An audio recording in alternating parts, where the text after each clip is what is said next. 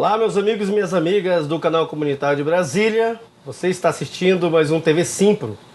Hoje nós vamos tratar de um assunto bastante importante, que é a greve geral que está acontecendo aqui no Distrito Federal, né? E para tratar desse assunto e também para falar da greve dos professores, está aqui nos nossos estúdios a Luciana Custódio, secretária de Políticas Educacionais do Sindicato dos Professores, e do Cláudio Antunes, que é diretor de imprensa também do Simpro. Tudo bom? Tudo bom.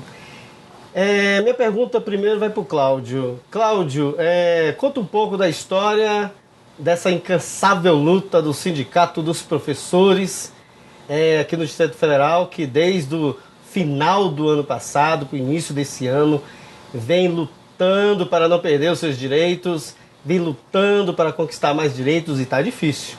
Queria que você falasse um pouquinho, fizesse uma retrospectiva desse assunto. Então, a gente iniciou o ano 2015 com pautas ainda de 2014. 2014 terminou ali em meados de março com o pagamento de 13º dos aniversariantes de dezembro, isso após uma intensa luta dos professores para que esse pagamento de fato acontecesse. Ao entrar 2015, já veio as demandas do ano, que foi o não pagamento das férias, ataques a diversos direitos dos trabalhadores, coisas do dia a dia da escola, do dia a dia do trabalhador na escola, como tirar abono, tirar TRE, enfim. Há coisas mais graves, como tentativas de mudança previdenciária.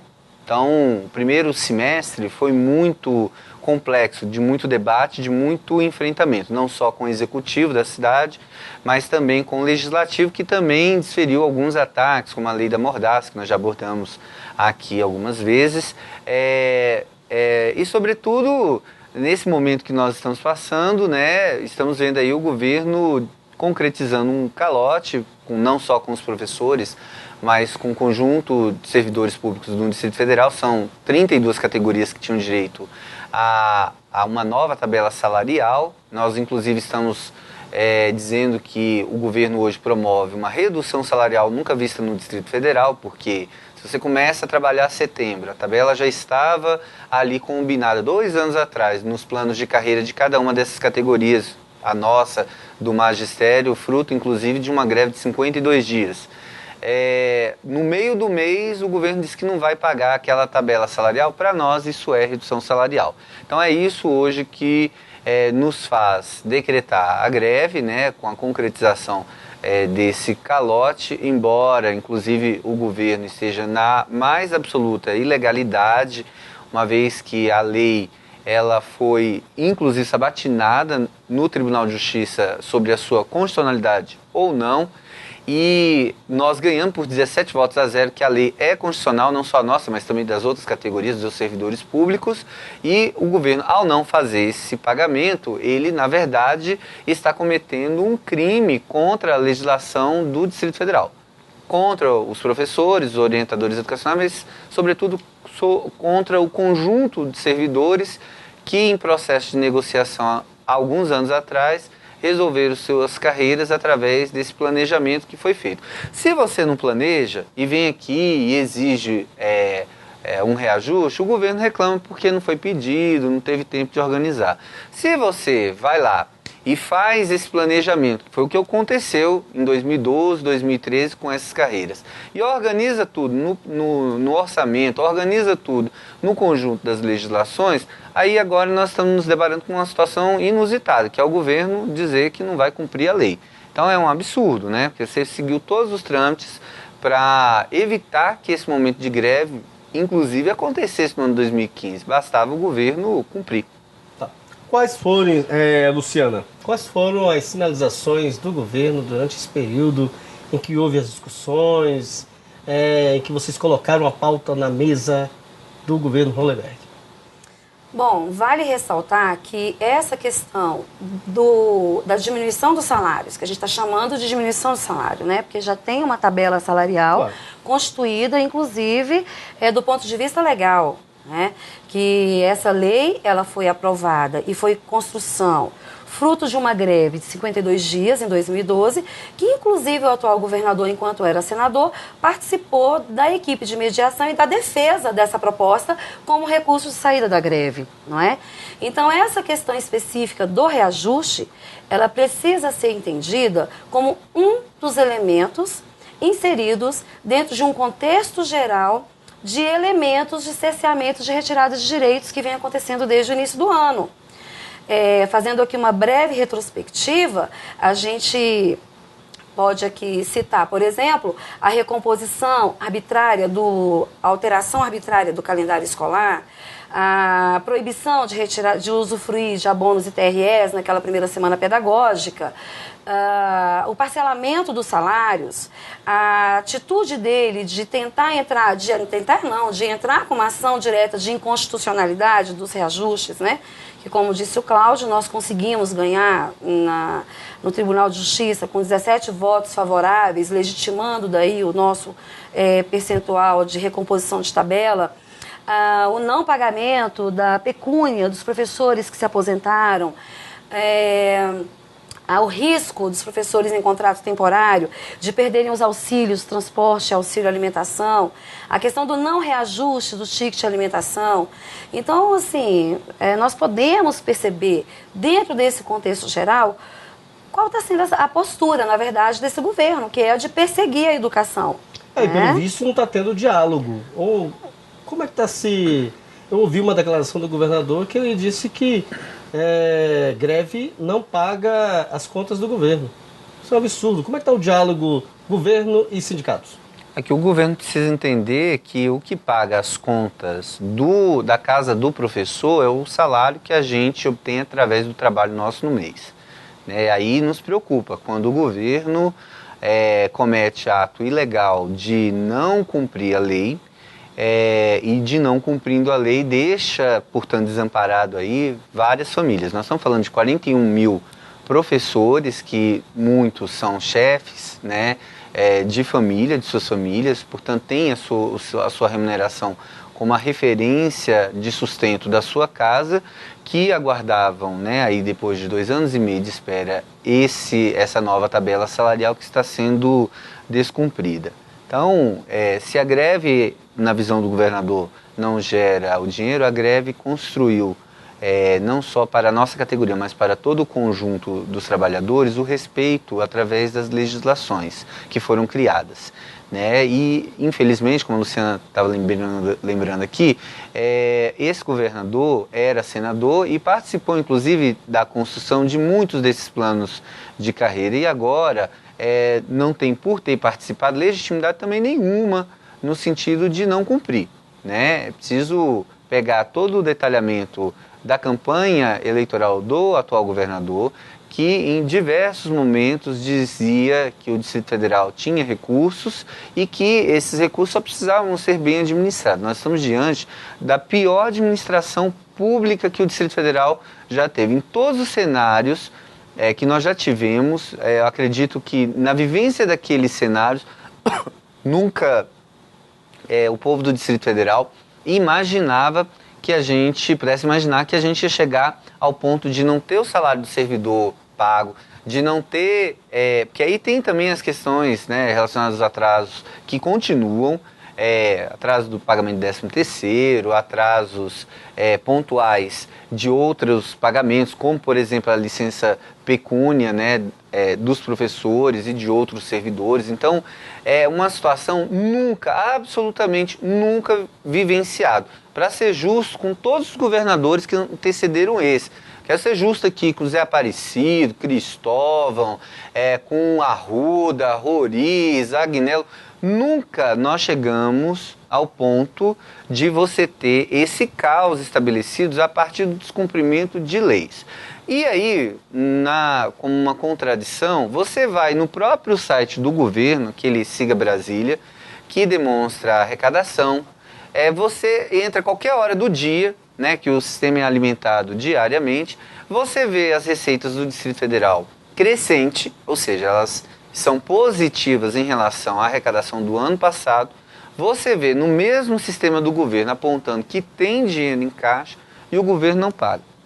Então, assim, e não paga porque ele fez uma opção que é política de não cumprir a lei. Aí a gente precisa realmente fazer uma reflexão quanto cidadão, né, se foi isso que a cidade de fato escolheu para o governo de Brasília, né? Ou seja, o executivo agora legisla, o executivo também julga, né? Ou seja, sim, ele ocupou o espaço dos três poderes num só, a partir do momento que ele cumpre aquilo que ele quer, aquilo que ele acha que tem que cumprir, enfim, a bola é minha, né? Eu é que determino então o resultado do jogo. Então é contra um cenário absolutamente inédito que o povo do Distrito Federal hoje vencia, porque aí não são só os trabalhadores. O conjunto das 32 categorias que hoje estão sem essa tabela salarial sendo paga, representa 840 mil pessoas. Porque, fazendo uma conta simples, cada família em média tem 4 pessoas, então, ao não pagar esses servidores, muitos dos quais estão em greve, você tem um impacto direto na vida de 840 mil pessoas aqui do Distrito Federal. É um volume muito grande. E você tem uma repercussão disso, né? Porque aí a gente tem que frear uma série de planejamentos que as famílias também fizeram no consumo, e isso já tem atingido o comércio. Isso, é isso que eu ia falar, eu ia comentar sobre isso. Economicamente, isso não é viável para o governo, é como se fosse um tiro no pé. O governo não paga os servidores não diminui a capacidade de consumo, e o governo também não tem como arrecadar.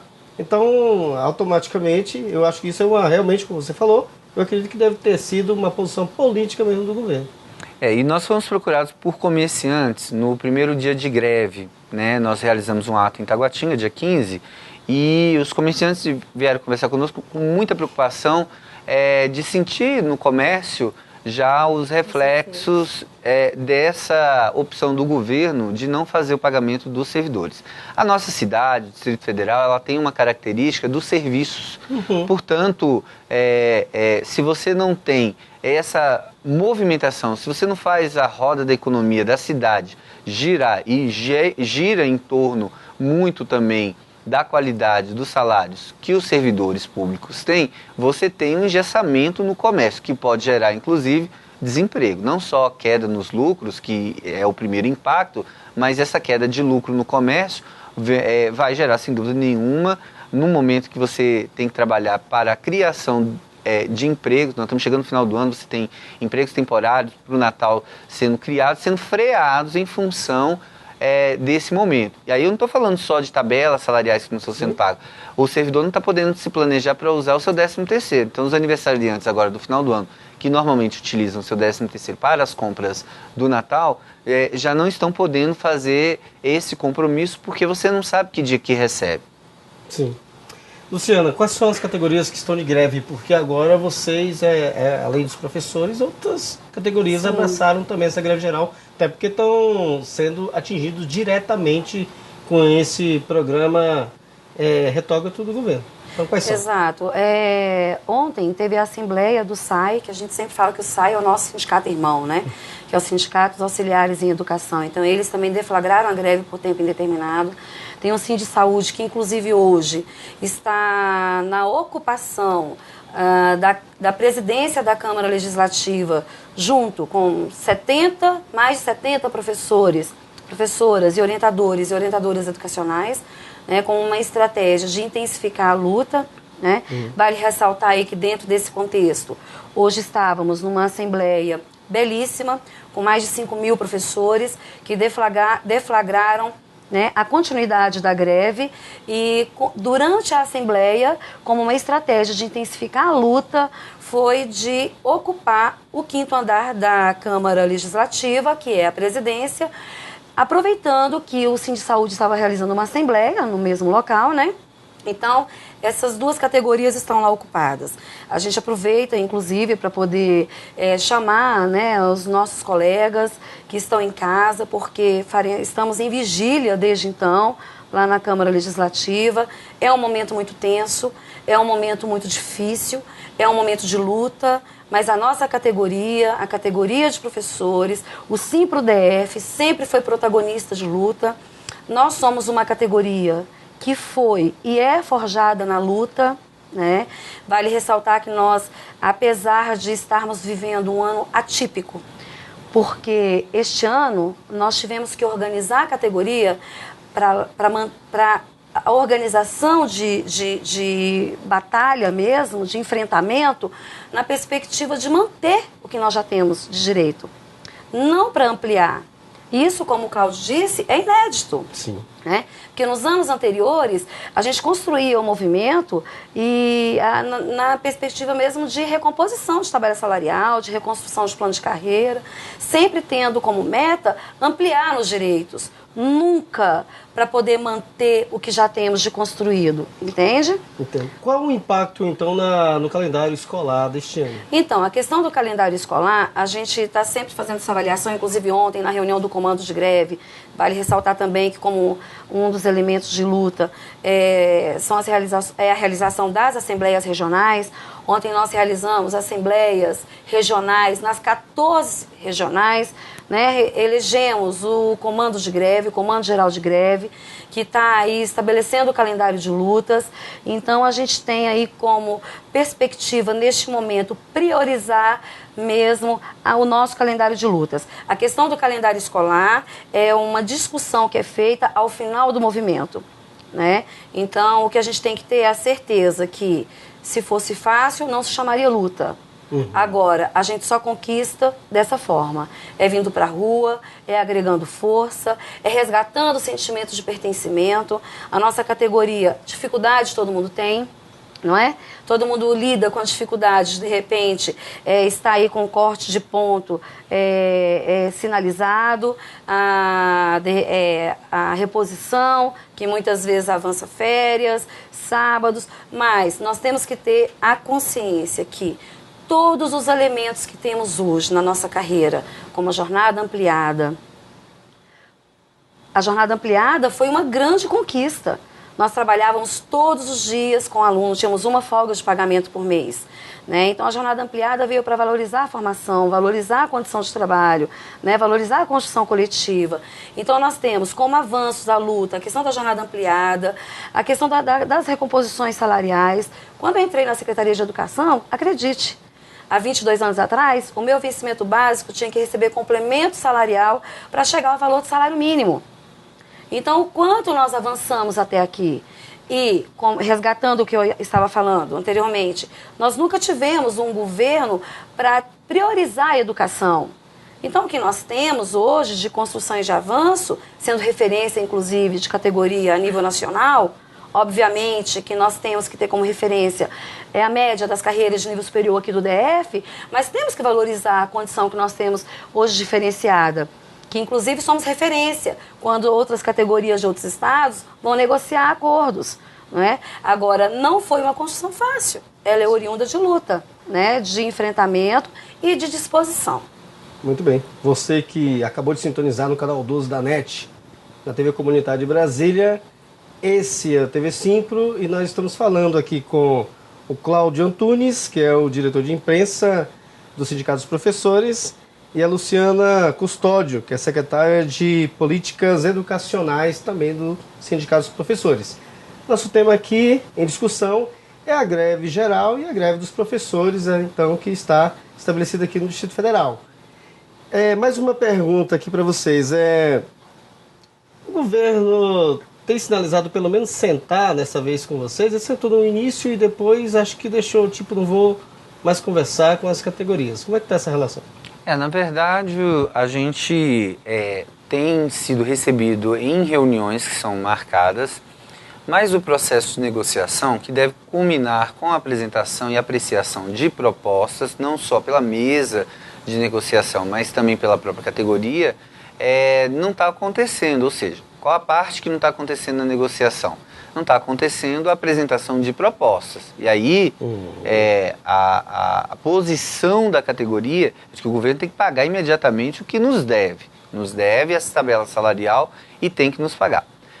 O governo, na contramão disso, além de não pagar, também não acena com nenhuma proposta, tornando, portanto, as reuniões sem efeito. Então, não tem o que a categoria avaliar no processo de assembleia como as que a gente tem realizado e vamos realizar aí outras nos próximos dias.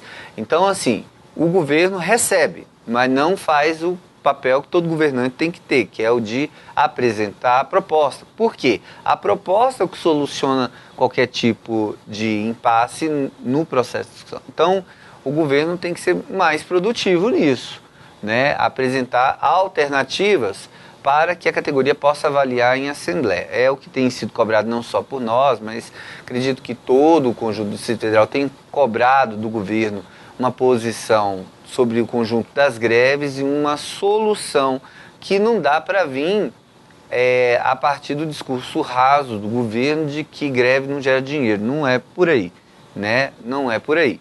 Até porque os próprios instrumentos do governo, como eu já disse, né, apontam que o governo tem melhorado o seu desempenho de receitas e a tendência agora nesse final de ano é da organização fiscal, a arrecadação aumente e nós podemos chegar ao final do exercício de 2015, inclusive com a arrecadação recorde do governo, com o governo tendo, portanto, e aí vai ser a conclusão que nós seremos levados a ter no final do ano, do governo ter criado essa crise para criar um ambiente de, na verdade, tentar impedir que o conjunto das categorias continuem apresentando suas pautas de reivindicação. Isso não vai funcionar com os professores. Precisa ficar claro que os professores não vão abrir mão da sua pauta de reivindicação, que já foi entregue para o governador quando ele era candidato, depois quando ele foi eleito. E a campanha salarial de 2016 está aí batendo na porta, nós não vamos desistir dela. Então nós temos campanhas futuras para serem feitas, nós temos legislação de valorização da carreira magistério, aprovado recentemente na lei do Plano Distrital de Educação, a meta 17, é uma meta que fala dessa valorização da carreira magistério. Nós temos uma lei nacional, que é o Plano Nacional de Educação, meta 17 também, que aponta para uma valorização da carreira magistério nos próximos anos. Então, o governo não vai poder fugir disso. A cidade escolheu essa legislação para corrigir e dar qualidade à educação, tanto do ponto de vista da estrutura da escola, do aporte para o estudante, quanto também da valorização dos seus professores. Então a cidade se organizou para isso. Se o governador não se organizou para administrar a cidade a partir das suas necessidades e das suas prioridades elencadas pela cidade, que a cidade é que elencou, que a educação será valorizada, será mudada nos próximos 10 anos através do Plano Distrital de Educação, e no caso da valorização do professor nos próximos 4 anos, é o que determina a lei. Então, realmente, o governador precisa fazer uma reflexão o que está fazendo no Palácio do Buriti. Muito bem. E eu ainda acho o seguinte, essa responsabilidade da Receita não é de vocês, professores. A responsabilidade do professor é prestar o serviço público pela qual foi contratado. E a responsabilidade do governo é atrás das receitas para pagar o funcionalismo público.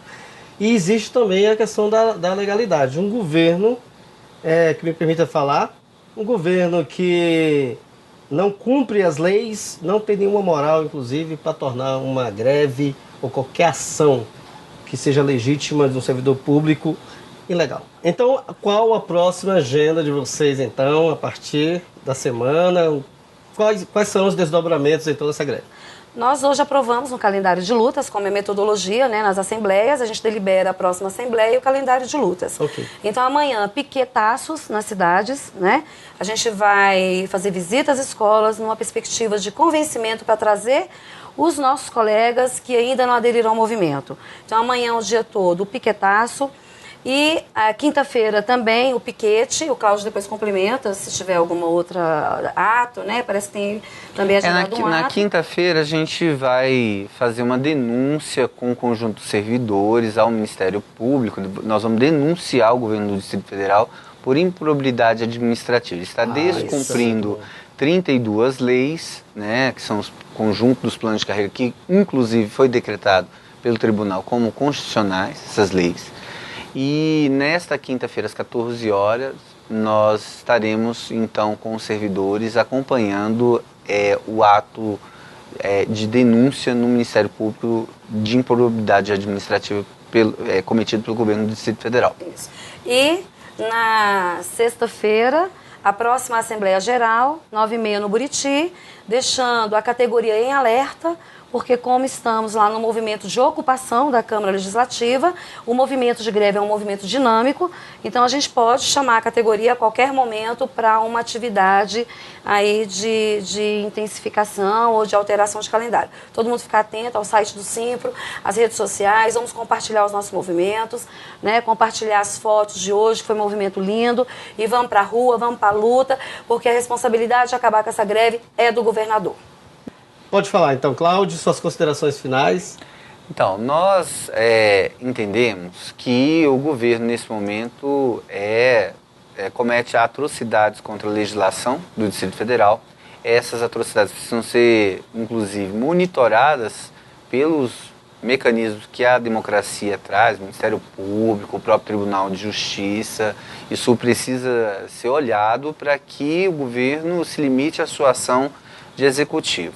É um momento muito delicado para a cidade, nós sabemos que a cidade está sofrendo com o conjunto dessas greves, mas nós precisamos compreender que essas greves só cessarão quando o governador voltar a cumprir as leis. O governador hoje comete ato ilegal que será denunciado no Ministério Público, o governador será denunciado por improbidade administrativa, ele não pode fazer o que está fazendo, e nós exigiremos da Justiça e dos órgãos de fiscalização dos poderes as devidas medidas que restabeleçam no Distrito Federal não só a prestação de serviço público, mas o próprio direito e Estado democrático, que hoje é ameaçado por um governador que não cumpre as leis. Muito bem. Vamos lá, Luciana. Então, é um momento delicado que a gente vive. Na verdade, ninguém gosta de fazer greve, não é? A greve ela não é boa para ninguém, né? Nem para gente que sofre com uma incerteza de calendário, com as dificuldades aí de estar numa luta desgastante, de estar tendo que dialogar com a comunidade. Os alunos ficam sem aula, não é? Mas a gente precisa entender a greve como um instrumento. Né?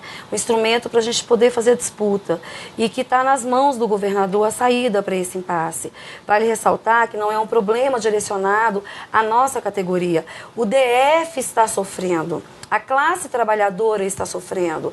Então está na hora do governador Hollenberg sair do muro das lamentações e começar a buscar alternativas. Ele foi eleito para ser governador e até agora ele infelizmente não disse ao que veio, principalmente para a nossa categoria. Então, fica aí, governador Hollenberg, estamos esperando a sua proposta e a sua saída para essa greve, para que os nossos alunos possam voltar para as escolas e para que também possamos voltar às atividades normais. Eu queria agradecer, então, a presença de vocês. Né? Obrigado por mais uma entrevista. Esse é o TV Simpro. Fique com a programação da TV Comunidade de Brasília. Na semana que vem a gente volta com mais informações. Tchau!